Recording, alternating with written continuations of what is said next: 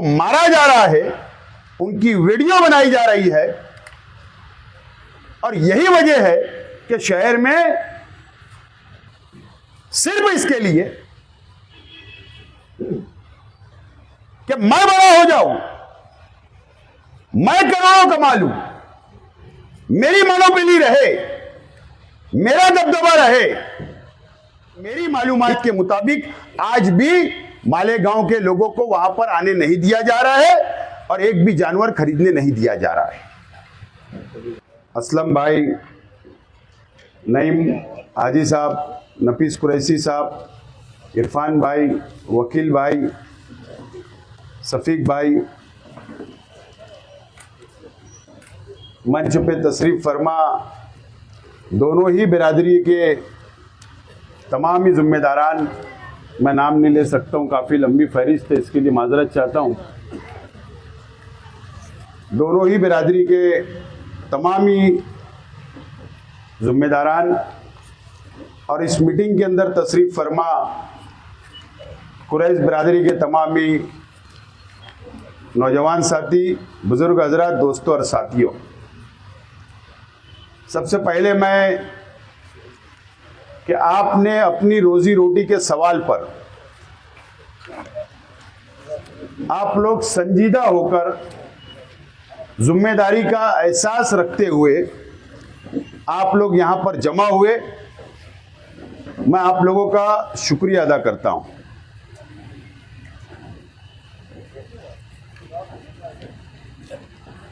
ईद का दिन बिरादरी के जिम्मेदारान मुझसे मुलाकात करने के लिए आए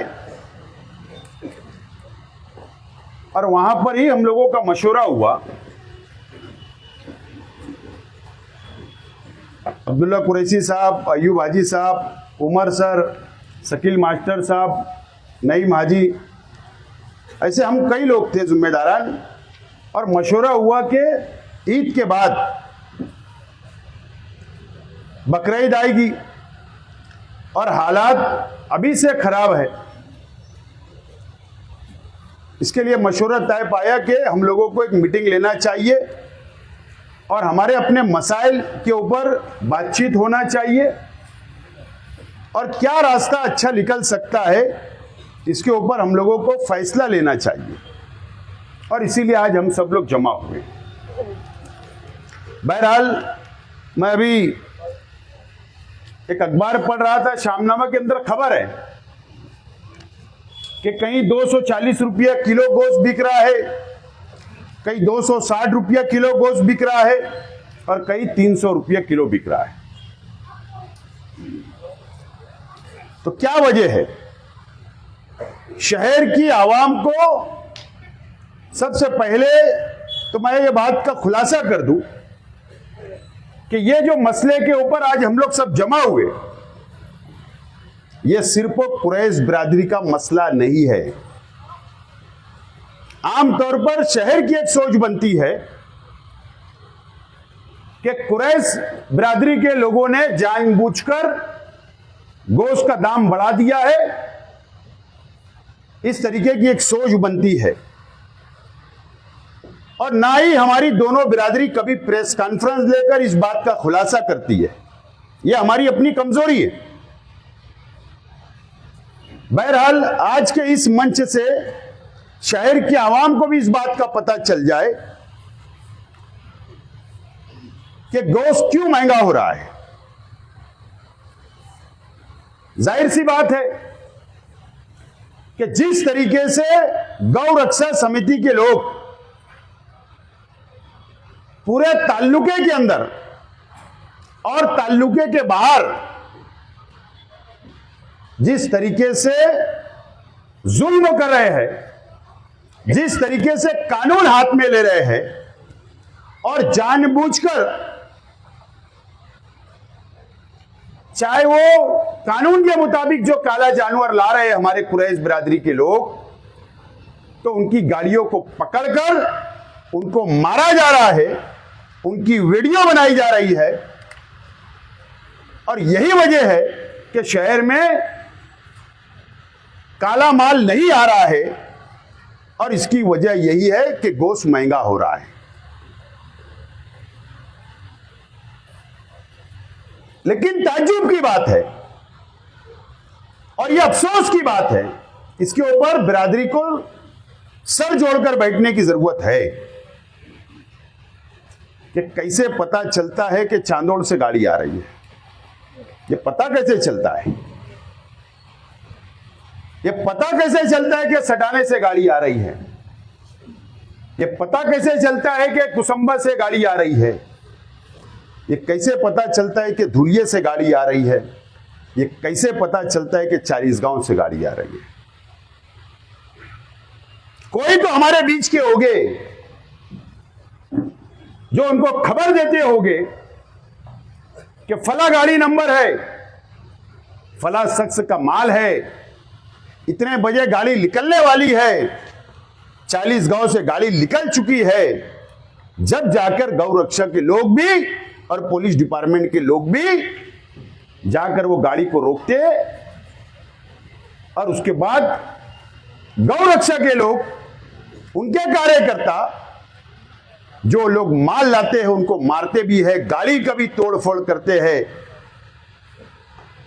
और हमारा माल पकड़ा जाता, लाखों रुपए का नुकसान भी होता और हम लोगों को मारा भी जाता और केस भी बनती और माल भी नहीं छूटता।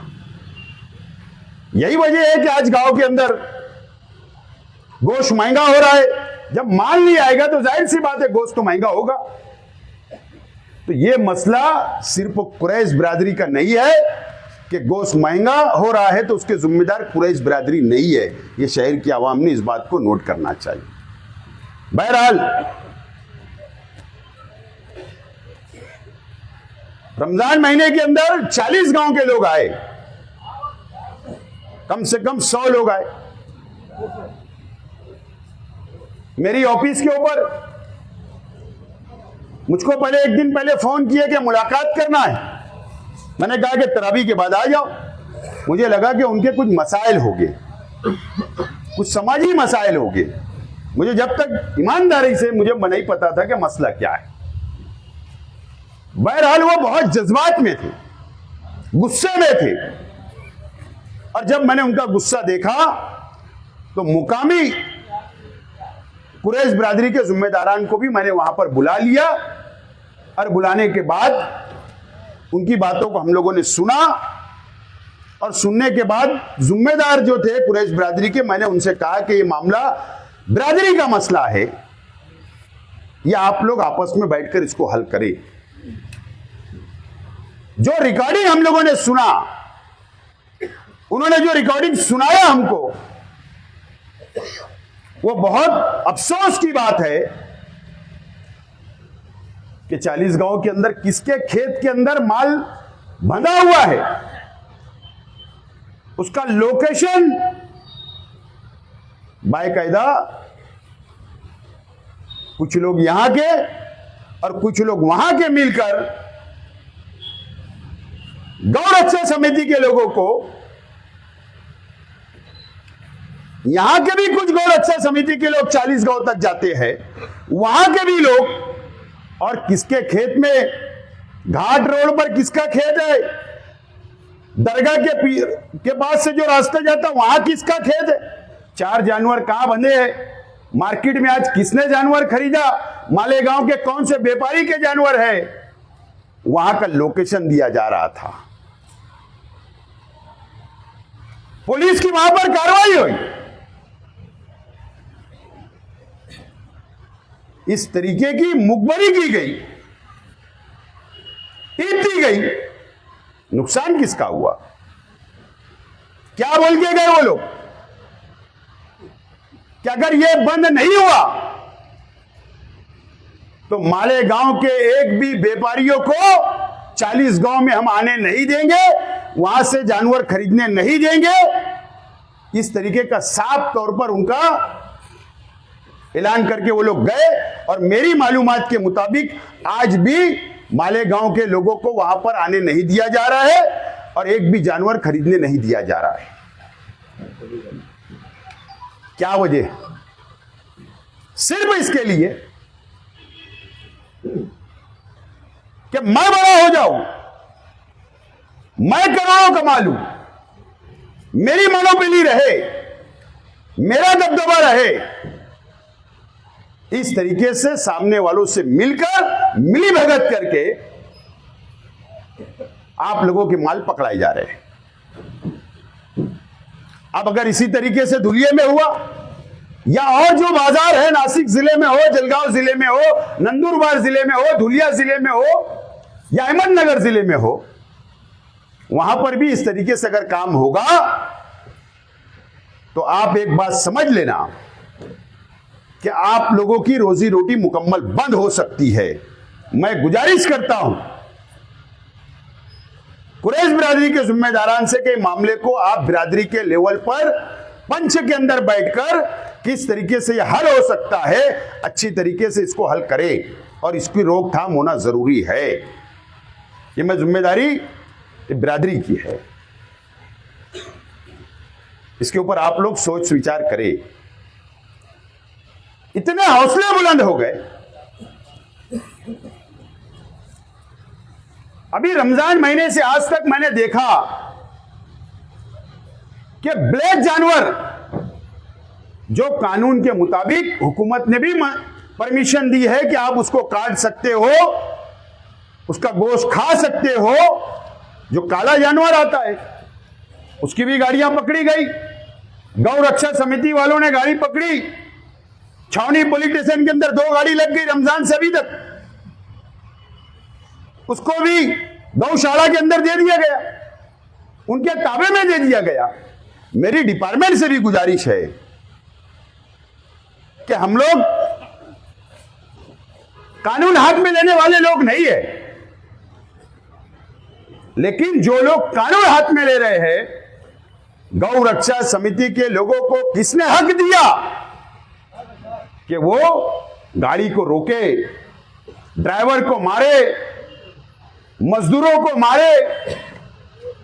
किसने हक दिया? हां, पुलिस को अगर लगता है कि गैर कानूनी हो रहा है तो पुलिस जरूर रोके, ट्रांसपोर्टिंग का केस बनाए, ओवरलोड अगर गाड़ी है तो वो केस बनाए, कोई हमको बोलना नहीं है। लेकिन दबाव में अगर गाड़ी लग जा रही है, केस बन जा रहा है गौवंश का, तो ये कानून के मुताबिक नहीं हो रहा है। ये आज मैं डिपार्टमेंट को भी बोलना चाहता हूं, डिपार्टमेंट को भी हम बोलना चाहते हैं।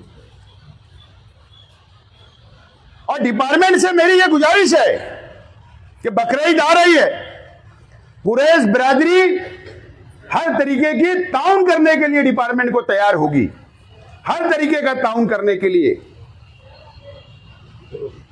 लेकिन डिपार्टमेंट ने भी इस बात को नोट करना चाहिए कि जब बकरीद आती है तो अगर 30% लोग, अगर कुरैश बिरादरी के लोग बकरीद का धंधा करते हैं तो 70% लोग गैर कुरैशी लोग भी धंधा व्यापार करते हैं, गैर कुरैशी लोग भी।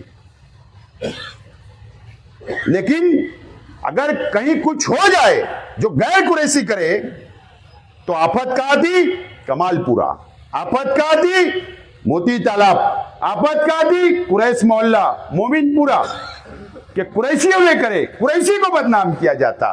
तो यह भी नहीं होना चाहिए। और इसके अंदर जाहिर सी बात है डिपार्टमेंट की को भी समझता है कि कौन कुरैशी धंधा करता है और कौन गैर कुरैशी धंधा करता है। डिपार्टमेंट को भी पता है और हमको भी पता है। लेकिन बदनाम कुरैशी होते, यह भी डिपार्टमेंट ने नोट लेना चाहिए।